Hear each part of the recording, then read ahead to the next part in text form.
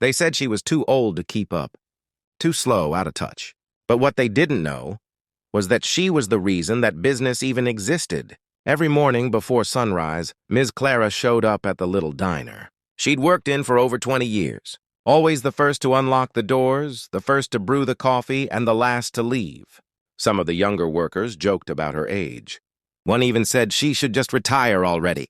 Ms. Clara heard it all.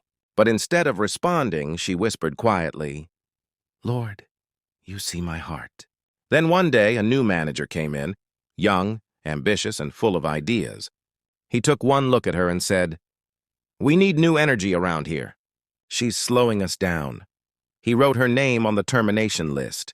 The next morning, as Ms. Clara wiped tables, he walked up and said coldly, "I'm sorry, but today's your last day." The whole room went silent. She nodded slowly and said, "It's okay, son. Everything happens for a reason." She removed her apron, folded it gently, and started to leave. But right before she reached the door, a man's voice called out, "Clara, where are you going?" It was Mr. Thompson, the owner of the diner.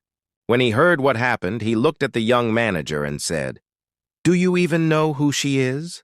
The manager frowned. "She's just one of the waitresses, sir." Thompson shook his head. "No. She's the one who gave me the money to open this place when I had nothing.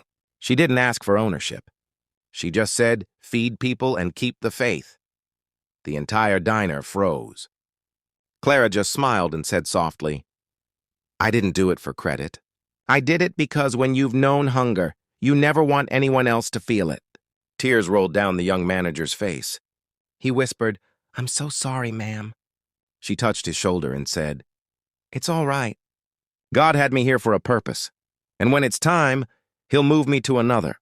That day, no one saw Ms. Clara as old again. They saw her as a living reminder that kindness never expires, and that God's plan always proves people wrong.